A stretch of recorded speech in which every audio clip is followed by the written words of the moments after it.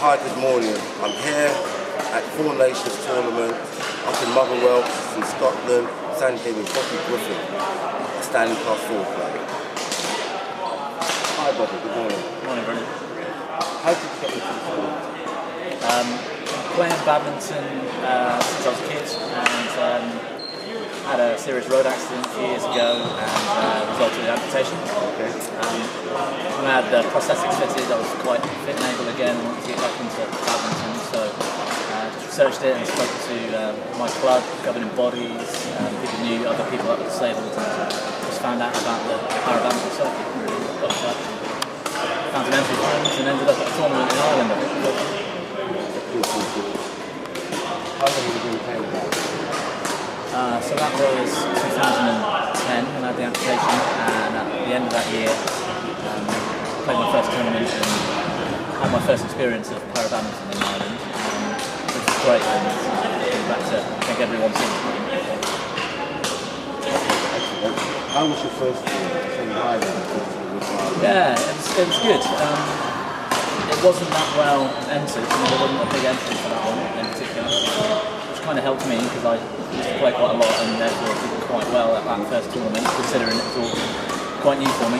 So yeah, I think I won singles that year in doubles final, but like I said, the standard wasn't that great, so maybe I had an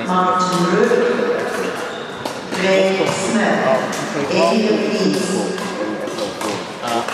I play full court because I've got a single below knee amputation, play full court singles, whereas above knee amputations, people with a full knee prosthetic will play half court. So yeah, but there's a mix of categories within standing full court, of course, CP player, polio, other things as well. Have you ever played at York?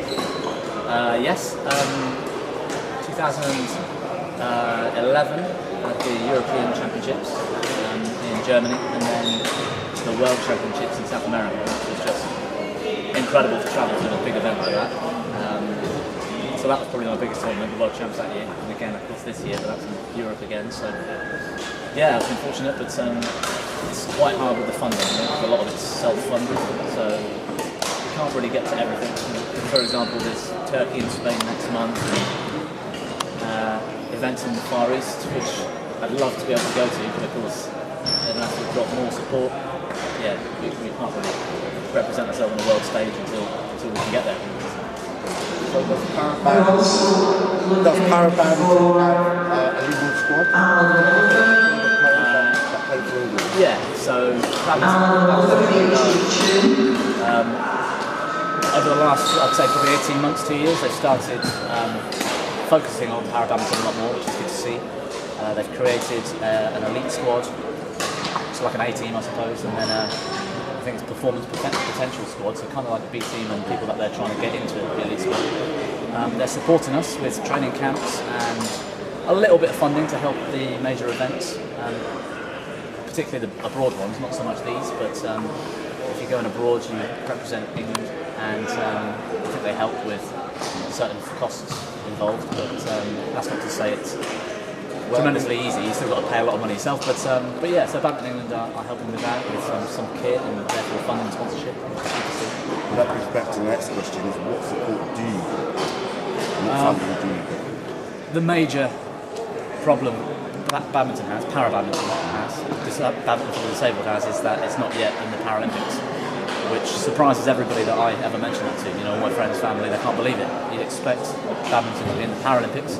It's in the Olympics. People assume it's in both. It's not, which is a shame. We have to bid and win the bid to get in.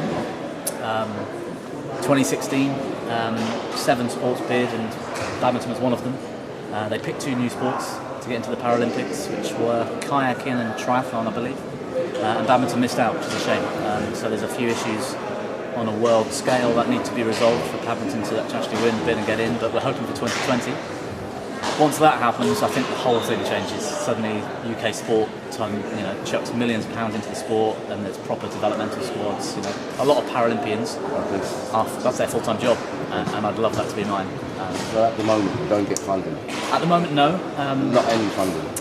Only what I've put together myself, other than an international event, if you're representing England, if you've worked hard enough to get into the squad, there's only 6 or 8 players in the squad, and of course there's sports hall full of people here.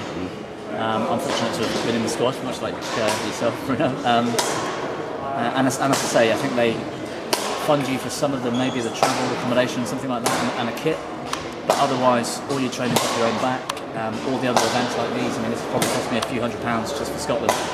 4 of those a year, a couple of internationals. So other than the one event this year, which England will help with, the rest of it's probably going to cost me £5,000 in total, I'd say, which is all my own money, other than support I can get from my own companies. Like my employers are very good and they've funded me some kit and a little bit of travel money. Carlton, Yes. although I'm not Carlton at the moment, but I will be later. They've helped me out with some kit and stuff as well, which makes things easier. But yeah, to coach, I spend £30 an hour to coach, for example, and that's off my own back. So yeah, a lot of it's self-funded. Excellent. Do you have ranking? Do you have ranking points? And I mean by that is that national ranking points and international ranking points. And where are you? Yes.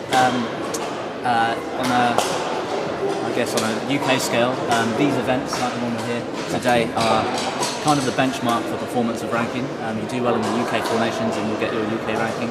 And I've been doing well so far. I'd say I'm up there taking medals at most, various colours, which is good, but I'm also very keen, so I make sure I'm at each of the events. And of course, by getting there and doing reasonably well, it means I get at least some points, and usually fairly good points, so my ranking's, I think, currently number 1 in singles and doubles.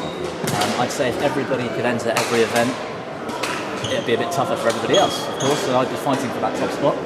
I'd love to think I'm still there, but you never know. And then with the international, it all depends on how many events you enter. Things are carried over from previous seasons and your appearance at World Championships, European Championships, and any other internationals help. And the further you get in the tournament, the more points you get. So I'm in the top 10 in singles and doubles worldwide for my category at the moment. Classifications have changed slightly, so I'm still carrying over some performance awards from last year where I did quite well against other amputees, but now it's a lot tougher, so it's going to be hard to maintain that place. Okay. Last and final question. Which was your toughest match so far? My toughest match, and the match I am most proud of, might surprise some people. I've been in European Championships and the World Championships, and did well with medals in both. But my biggest achievement really is my first UK Four Nations in England, which was May 2011. So not last year, year before, where I started taking badminton seriously and realised I could be quite good at it in para badminton. Trained really hard and managed to get to the final that day after beating, I think, my current adversary, Anthony Forster, but I beat him in the semis and played your good self in the final. And actually thinking about it, it's still quite an emotional thing. I was 18-12 down in the third, as I remember, and came up to win it. And I remember going home that day thinking, look what I've achieved. Not only beating you, who's been probably the number 1 for the last 10 years, but it was the hardest match, and a lot of physical effort went into training for that, and getting through that, and mental strength. And that game really made me realise that I can lead my life again after a serious accident. I'm now disabled, but the level of badminton that I'm playing now means I can compete not only here in para badminton, but I'm also playing back at my local club. I'm captain of our men's A team, which is a huge achievement in itself and an honour to be allowed to do it, considering I'm disabled.